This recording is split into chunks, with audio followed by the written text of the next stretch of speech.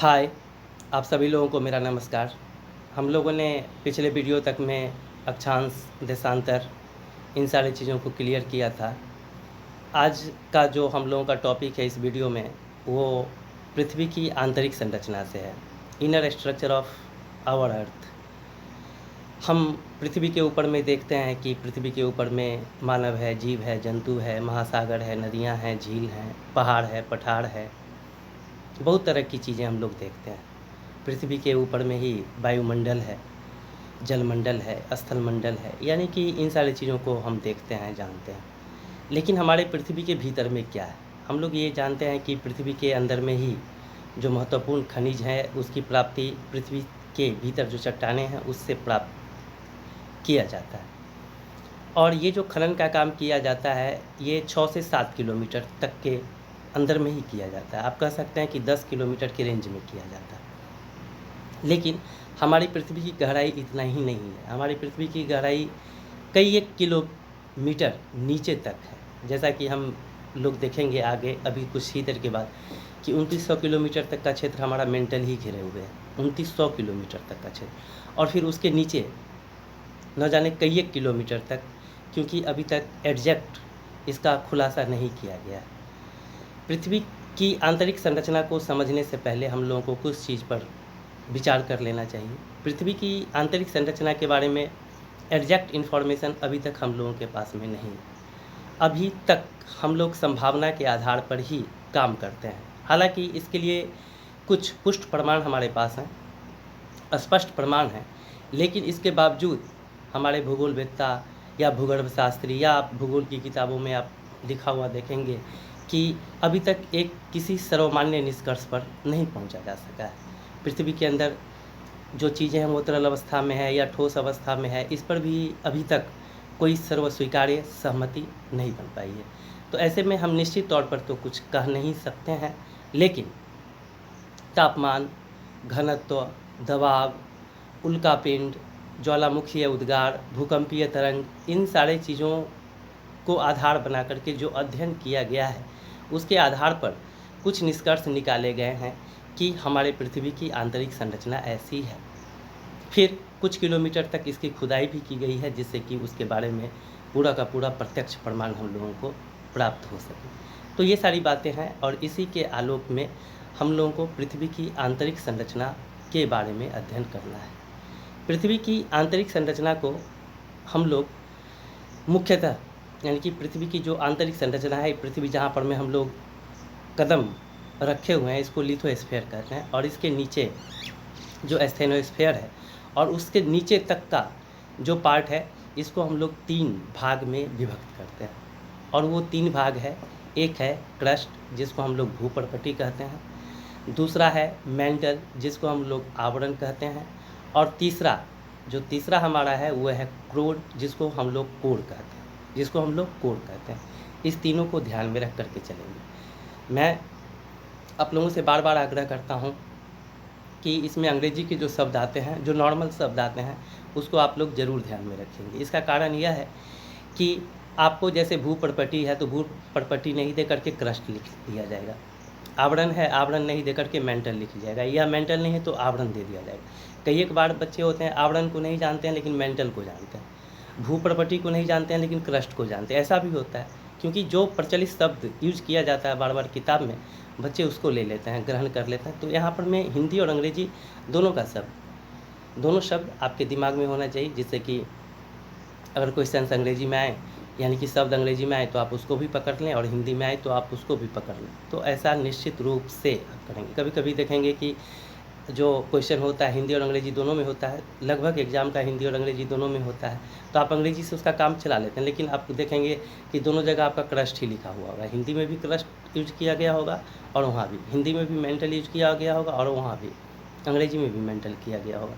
तो इसके लिए ज़रूरी है, जो ज़रूरी हमको लगता है वो आप लोगों को हम बता देते हैं, चाहे ताकि आप उसको ध्यान में रखें, ताकि आपका कोई प्रश्न जो नॉर्मल क्वेश्चंस हैं, पूछे जाने वाले क्वेश्चंस हैं, वो कभी गलत ना हो।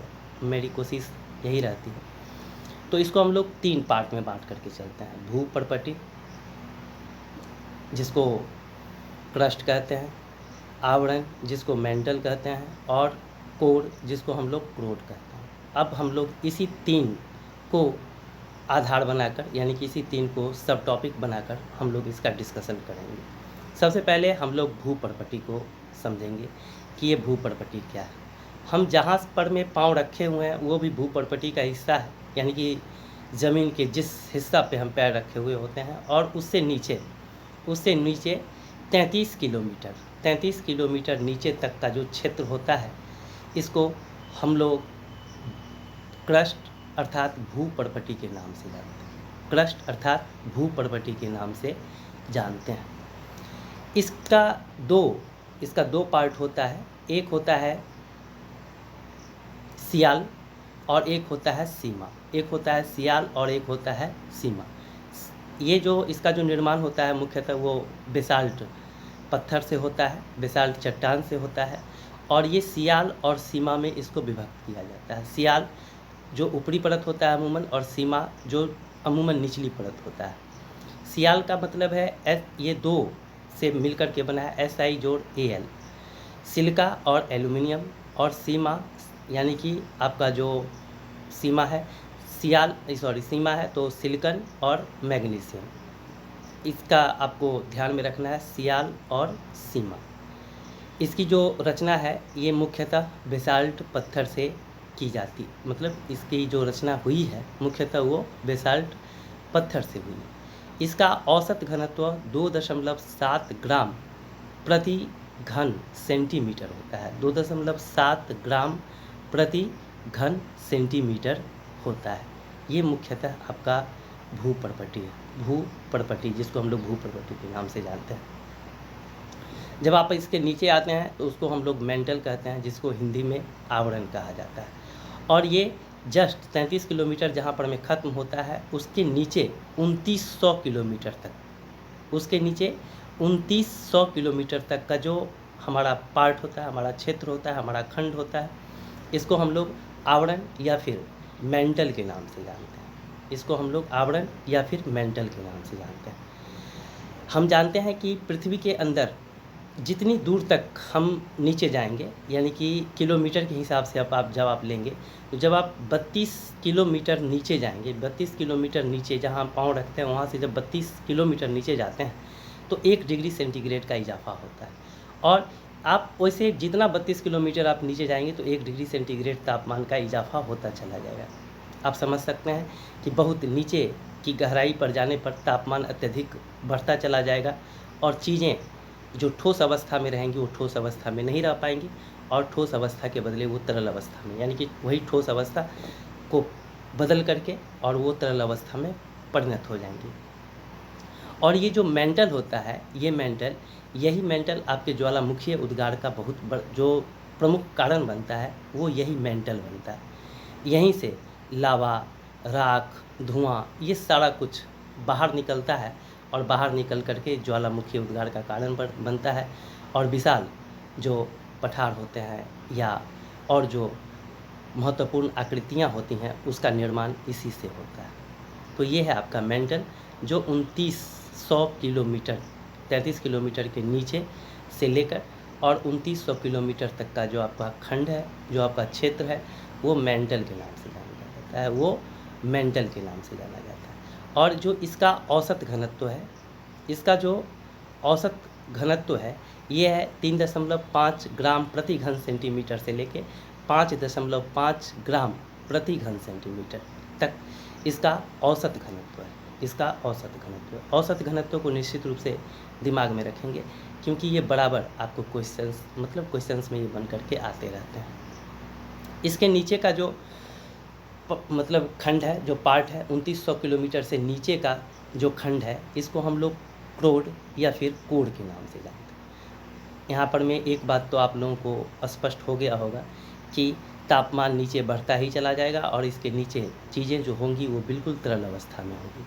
हालांकि ये कहा जाता है कि जो सबसे नीचे का जो पार्ट होगा, अंदाज़ा ही लगाया जाता है, वो ठोस अवस्था में होगा, लेकिन जिसको हम लोग क्रोड के नाम से जानते हैं, वहाँ के जो पदार्थ होते हैं वो द्रव अवस्था में है या फिर प्लास्टिक अवस्था में। इसको भी आप ध्यान में रखेंगे। और इसका जो औसत घनत्व है वो है 13 ग्राम प्रति घन सेंटीमीटर, 13 ग्राम प्रति घन सेंटीमीटर। इसको यहाँ तक हम लोगों ने किया है, यानी कि 13 ग्राम प्रति घन सेंटीमीटर। ये आपका हो गया, कहाँ का हो गया? तो ये हो गया सबसे नीचे, अर्थात करोड़ का हो गया, कोर का हो गया। तो इसको निश्चित रूप से ध्यान में हम लोग रख करके चलेंगे।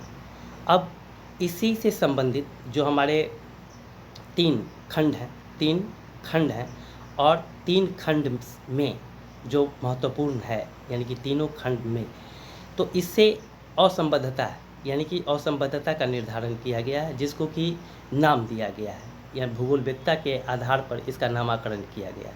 जैसे मोविसिक डिसकंटिन्यूटी है, कोनराड डिसकंटिन्यूटी है, गुटेनबर्ग डिसकंटिन्यूटी है, लेहमैन डिसकंटिन्यूटी है, अर्थात ये सब असंबद्धता है और ये किसी न किसी सीमा क्षेत्र का निर्धारण करता है।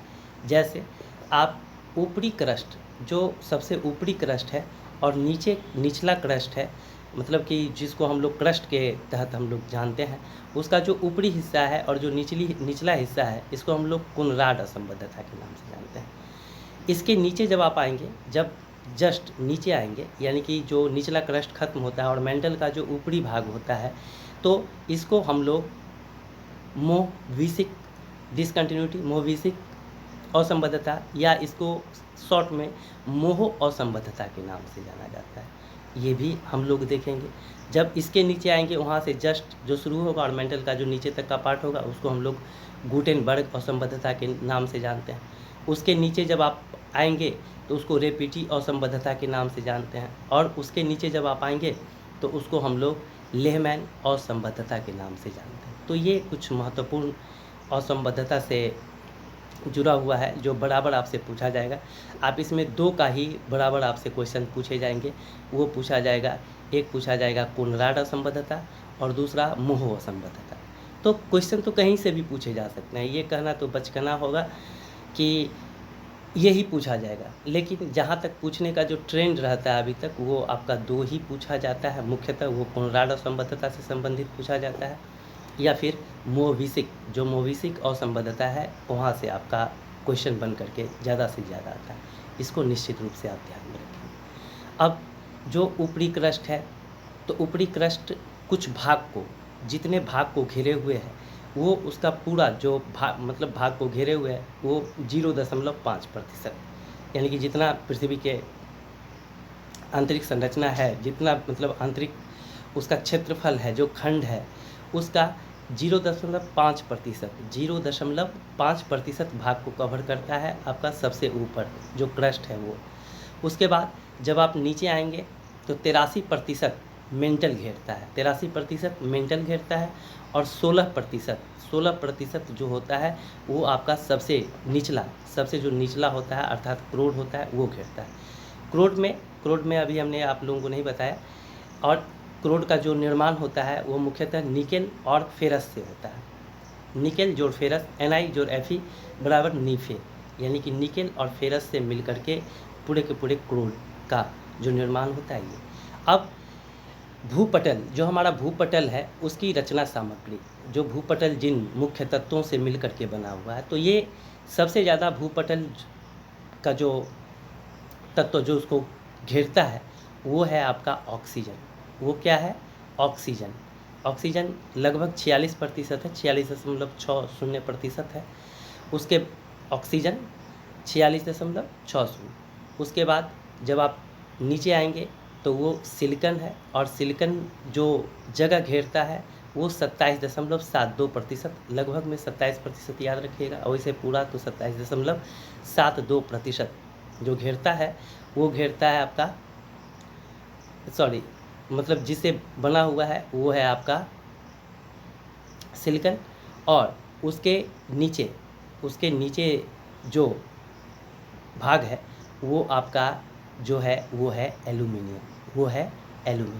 तो इसको ध्यान में रखेंगे। आपसे बराबर पूछा जाएगा कि यानी कि जो सबसे अधिक जो पाया जाता है वो क्या पाया जाता है, यानी कि इसके एलिमेंट के रूप में, तो आपको बताना होगा वहाँ पर में ऑक्सीजन बताना होगा। सबसे ज़्यादा ऑक्सीजन, उसके बाद आपका जो सिलिकन है वो, और सबसे जो लास्ट है, सबसे कम है, वो है 8% के आसपास है और वो है आपका एल्यूमिनियम। तो इसको ध्यान में रखेंगे। जो हमारी पृथ्वी है, यानी कि पृथ्वी का जो पूरा का पूरा इसका जो औसत घनत्व है, सबका मिला कर के औसत घनत्व है, वो है लगभग 5.5 ग्राम प्रति घन सेंटीमीटर। 5.5 ग्राम प्रति घन सेंटीमीटर ये इसका औसत घनत्व है। जबकि इसका जो औसत त्रिज्या है वो है 6370 किलोमीटर, तो ये कुछ मुख्य बातें थीं जिसको कि ध्यान में रखना है पृथ्वी की आंतरिक संरचना के तहत। इससे क्वेश्चंस भी बनते हैं, इसलिए इस टॉपिक को क्लियर करके ही चलना उचित होगा। 32 किलोमीटर पर 1 डिग्री सेंटीग्रेड का इजाफा होता है, ये भी क्वेश्चन बराबर पूछा जाता है। जो आपका कोनराड असंबद्धता है, मोहविसिक असंबद्धता है, इसको भी आप लोग ध्यान में रख करके चलेंगे। जितना का भी घनत्व यहाँ पर मेरे द्वारा बताया गया, इसको भी आप लोग ध्यान में रख करके चलेंगे। क्वेश्चंस यहीं से बनेंगे, इससे आगे कहीं क्वेश्चन पूछा नहीं जाता। तो इसको निश्चित रूप से आप लोग यानी कि हम लोग इसको ध्यान में रख करके चलेंगे, जिससे कि हमारा कोई क्वेश्चन खराब नहीं हो। तो आज के वीडियो में मेरा मुख्य जो फोकस था वो पृथ्वी की आंतरिक संरचना को समझना था। हम लोगों ने इसको किया है।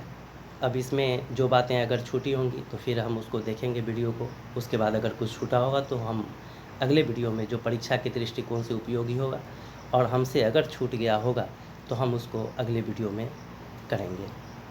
निश्चित रूप से हम करने का प्रयास करेंगे।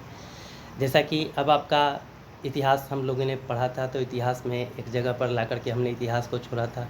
भूगोल में भी एक जगह, एक मुकाम तक हम लोग आ चुके हैं, जहाँ तक पढ़ना, यानी कि पढ़ना तो सब कुछ है, लेकिन और भी सब्जेक्ट्स हैं सोशल साइंस में, जैसे पोलाइटी है या इकोनॉमी है, तो इसको जो आपका करेंट है अर्थात समसामयिकी है, उसको भी हमने अभी तक ज़्यादा नहीं किया है, तो उसको भी करना ज़रूरी है।